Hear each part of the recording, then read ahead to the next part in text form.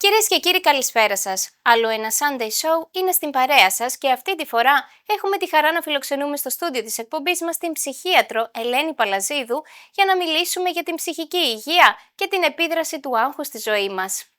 Κυρία Παλαζίδου, ευχαριστούμε πάρα πολύ που είσαστε σήμερα κοντά μας. Καλώς ήρθατε στο Hellenic TV. Ευχαριστώ πολύ. Χαίρομαι και εγώ που είμαι μαζί σας. So, let's start. What is the mental health and how important is it and why? Well, the mental health and the physical health are both extremely important to each one of us. And they are connected in a big way, είναι αλληλένδετα. Οι αρχαίοι μας πρόγονοι έλεγαν νους υγιής εν σώματι υγιή. Θα το ξέρετε. Και επίσης η WHO says there is no health without mental health. Now, what is mental health? Mental health is how we feel, how we behave, how we think. These are the key elements of our mental functioning. And when they are going well, then we are happy, we think clearly, and we act appropriately. When they go wrong, then these functions may change, depending what condition we may be talking about. Is that enough, or would you like me to expand a little bit more? How important is it? Oh, it's absolutely important, of course. As I said before, the WHO says very clearly there is no health without mental health. So if we mentally are not feeling well, then we are not able to function and to manage our physical health, our personal life, our work life, our social life. Everything gets affected. And how can we spot the signs of a mental health disease in both ourselves and the others? I think it's important to clarify that mental health is not one condition. When mental health means normal mental health. If it goes wrong, there's abnormal mental health. It can present in different ways depending what condition it concerns.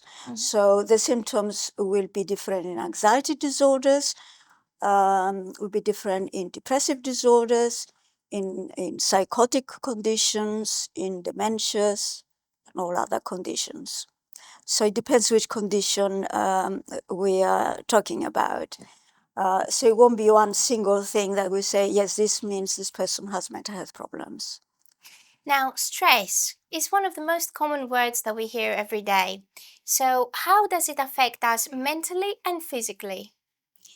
I think it is very important to separate stress in general from stress that actually causes pathology in terms of our mental health. Stress, if we call it pressure, we have pressure at work or pressure in other ways. And so in a way that gets the adrenaline flowing, it gets us going, and we may even do better, provided we are in control. When it becomes too much, then this is what we mean by stress. When we are not able anymore to control things, it's out of our control, then as a consequence of that, we may develop, it may encourage, not direct action, but it may encourage impairment of our mental state and impairment of our physical state. So stress may cause heart attacks in somebody who's predisposed or push the blood pressure up. It's not only mental health, but also physical health too. And if we could talk a little bit about the anxiety, let's say, which are the key symptoms of anxiety and are they always visible? They're noticeable, yes, in different ways. Again, anxiety disorders can be of different kinds.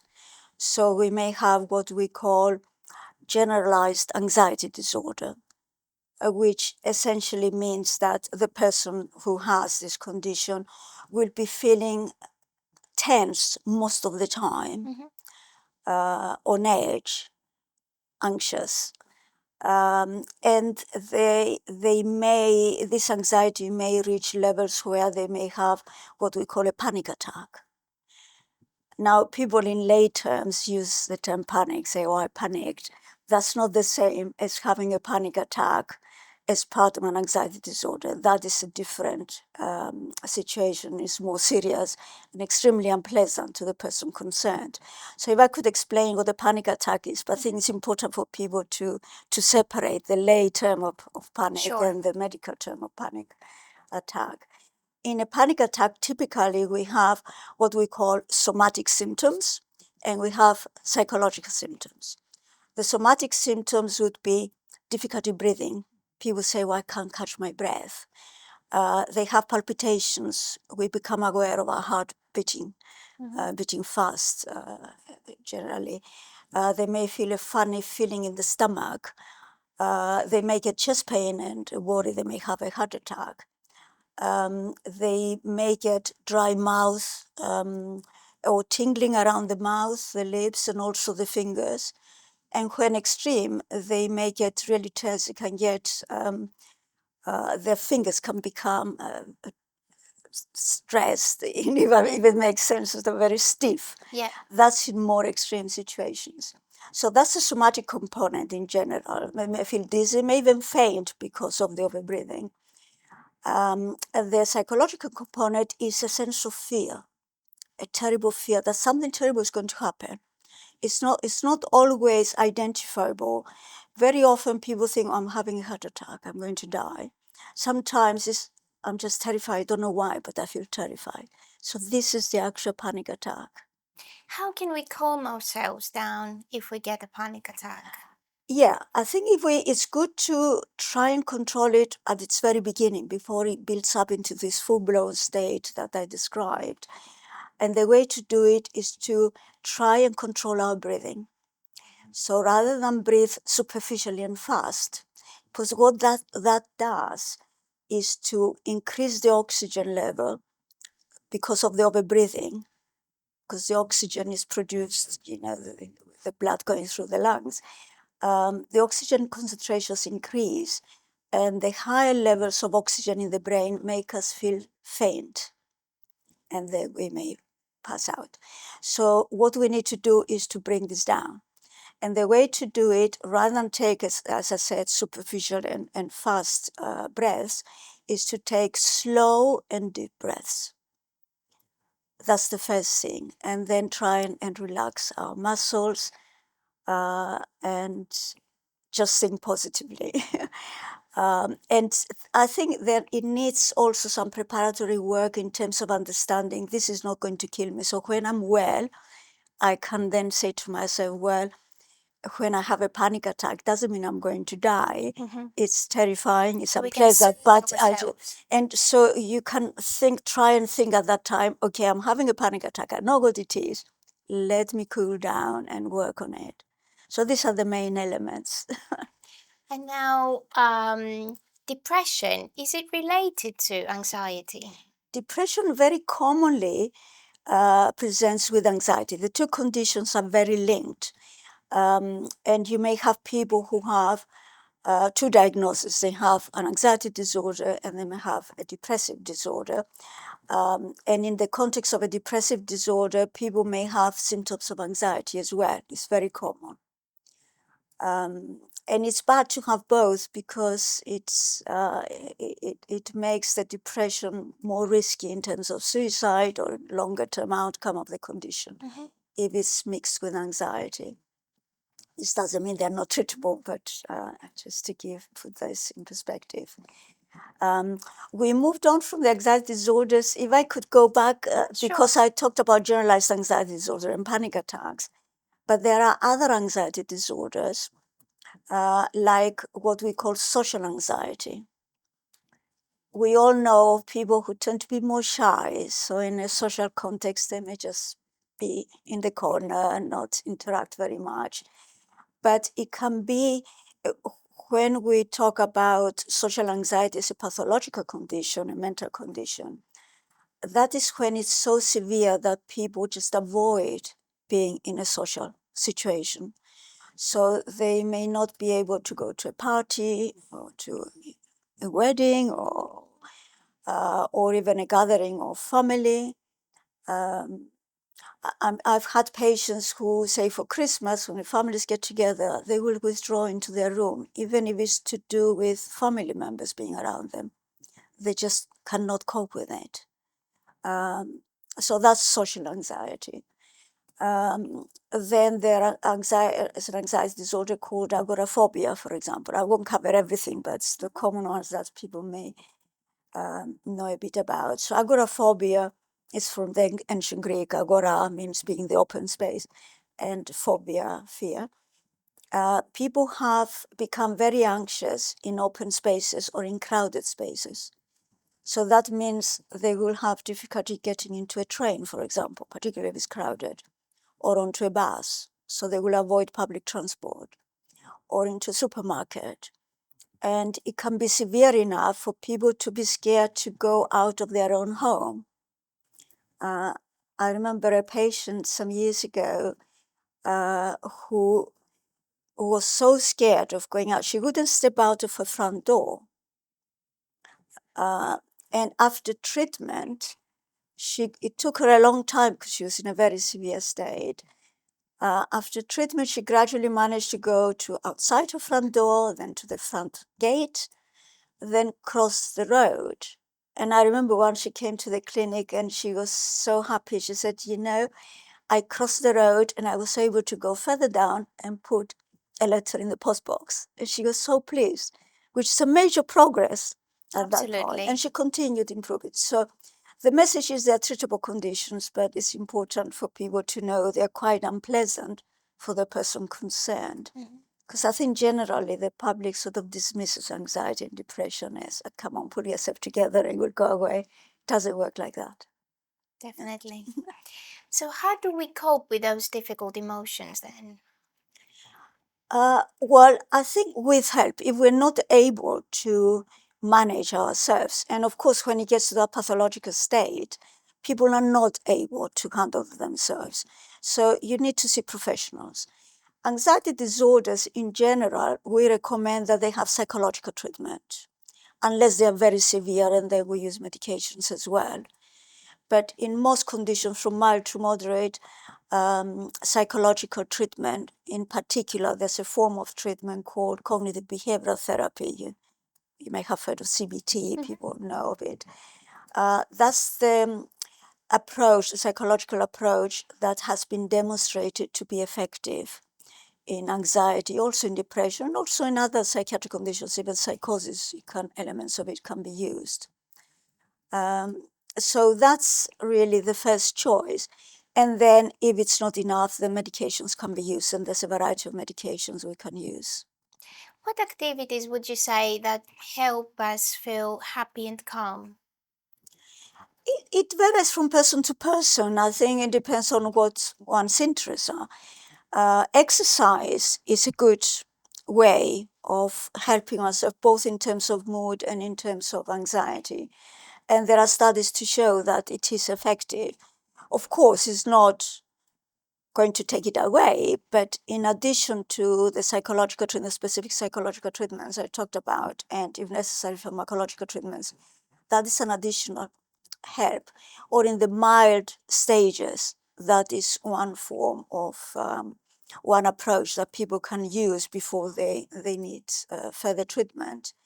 Various hobbies, things that make people normally feel happy, to try and engage in those.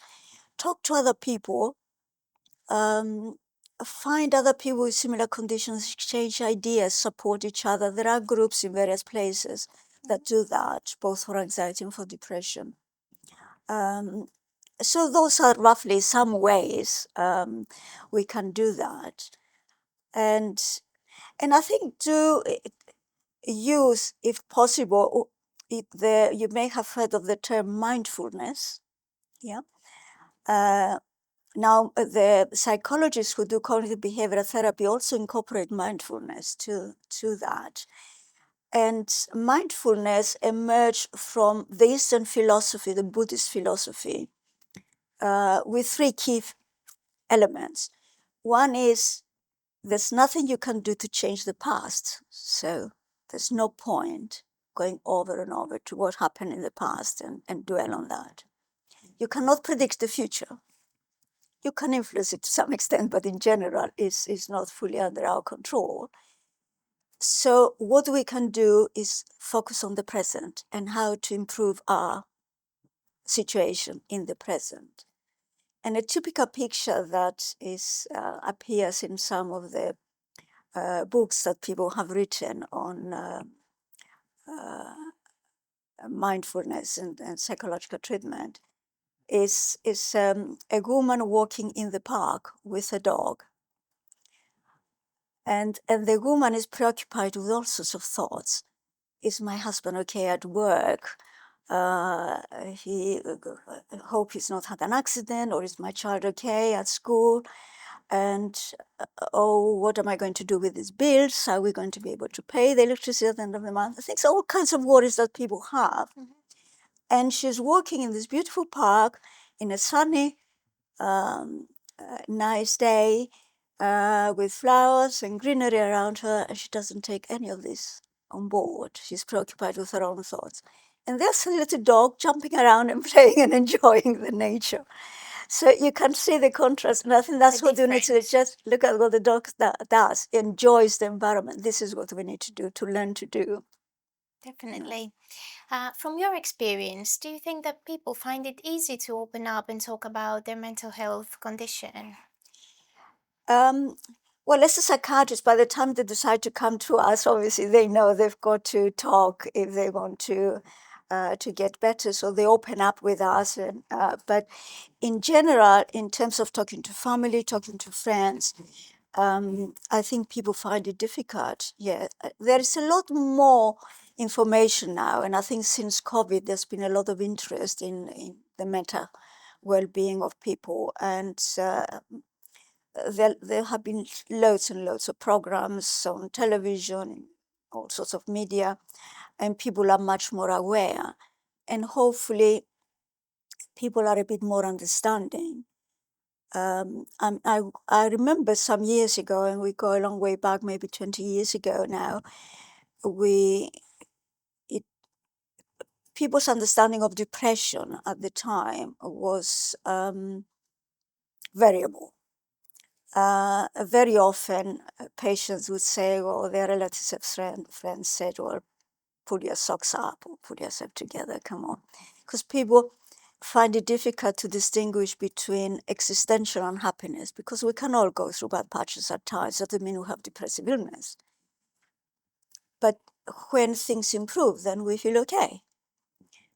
If one has a depressive disorder, depressed state, a pathologically depressed state, then they're not able to do that. It's not under their control anymore. It's beyond their control. So that's what illness is.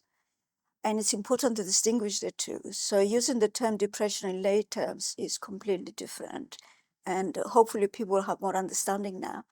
Anyway, at that time, the Royal College of Psychiatrists, our college, and the Royal College of General Practitioners, we got together and we started a campaign to inform people. And after about a year, we checked people's opinions about depression. It was campaign to defeat the depression campaign, that's what it was called. Mm-hmm. And we did a survey before and then a year after. And people's attitudes changed. So while at first they were saying, oh, they should pull themselves together, then after a year of information and lots of meetings with people in the whole of London, the survey showed that a lot more people understood this is an illness and requires treatment. Again, like anxiety, in milder forms, you can use psychological treatment alone, but from moderate to severe, then medication is essential. in depression in particular. So people's attitudes did change. And I hope now with all this information around, people's attitudes have changed, and people affected by mental conditions are more able to talk about them. I think it remains a problem still for for other conditions like psychosis and schizophrenia and bipolar disorder, manic states and so on, where people lose insight, they don't recognize they're not well. So that makes it more difficult for other people to engage with them and understand what is going on. If we do understand that someone is going through those difficulties, how can we help? I think the first thing is not to be judgmental. Just let people talk, encourage people to talk, be supportive, empathetic. And unless you know what you are doing, don't give advice, just ask for professional advice. Encourage them to seek professional help. I think that's the best way. Do you think that there is enough awareness in our modern society? There's a lot more awareness, not enough awareness, but there's a lot more than used to be. And of course, there needs to be a lot more. But there have been changes now, as I can see with my patients. I'm often asked to do a lecture for their employers or for students. And we know we are now more aware of the fact, or the public, we were aware, but the public weren't aware that young people have a lot of mental health problems that are not as obvious as in a more adult person. And there are good reasons for that, because I don't know if I can become a bit more scientific here. The brain development, as I don't know whether people know, continues up to our 20 or early 20s. So although we develop in every possible way, the part of our brain that controls how we make judgments and act accordingly is a bit slower, develops a bit later. So youngsters tend to be more impulsive, less able to manage stress, less able to manage a difficult situation, and act more impulsively. I mean, we've had lots of suicides of young people, or influenced by media, all this unpleasantness online, and encouraging youngsters to act in a particular, either reckless or unsafe way, or encouraging them to commit suicide. So a more mature person will be able to take a step back and think about it. A younger person won't be able to do that as effectively. So for those reasons, we now recognize in universities, for example, there are GP centers where students can go to. There's psychologist support. And also there is what we call reasonable adjustments made. In the past, the reasonable adjustments were mostly to do with the physical disability, but now also with mental health problems. So, for example, if I have a patient who's quite depressed or very anxious, and there are times they're not able to manage deadlines to submit projects or exams and so on, I can then do a letter to the university and say it would be helpful for this person to have reasonable adjustments made. So they may postpone their exam or allow them to retake it, or to give them more time to prepare and so on. And this is happening actually in all universities. And similarly, in the workplace, reasonable adjustments can be made. So, for example, somebody with severe anxiety, particularly agoraphobia, using public transport being difficult, or being in the presence of lots of people, or social anxiety in general, it may be easier for them to work from home as much as possible. So they may limit the time they have to be in the office, for example. And the employers do take that on board now, and they accept that. So that's made life easier for people, and made it easier for people with those kinds of mental health problems to be able to continue working and get satisfaction of earning a living and doing something that they may they may laugh, but their illness may stop them from doing otherwise. So yes, we are changing, but there is a long way to go still. Κυρία Παλαζίδου, ήταν εξαιρετική η συζήτησή μας σήμερα, εξαιρετικά ενδιαφέρουσα. Ευχαριστούμε πάρα πολύ που ήσασταν σήμερα μαζί μας για μία ακόμη φορά και σας ευχόμαστε καλή συνέχεια. Ευχαριστώ και εγώ ευχαριστώ, με καλέσατε και μου δώσατε την ευκαιρία να μιλήσω για αυτά τα θέματα, τα οποία νομίζω είναι πολύ σημαντικά για το κοινό και ελπίζω οι ακροατές μας να το βρήκαν, ξέρω εγώ, Βοηθητικό και ενδιαφέρον. βοηθητικό και ενδιαφέρον, ναι. Τέλεια, ευχαριστούμε πάρα πολύ. Παρακαλώ. Να ευχαριστήσουμε όμως και όλους εσάς που ήσασταν για μία ακόμη βραδιά Κυριακής μαζί μας και να σας υπενθυμίσουμε να μας ακολουθήσετε στα social media της εκπομπής, αλλά και να επικοινωνήσετε μαζί μας για οποιοδήποτε feedback μέσα από το mail μας. Μαζί ανανεώνουμε το ραντεβού μας για το επόμενο Sunday Show. Μέχρι τότε να είστε όλοι καλά. Καλό σας βράδυ.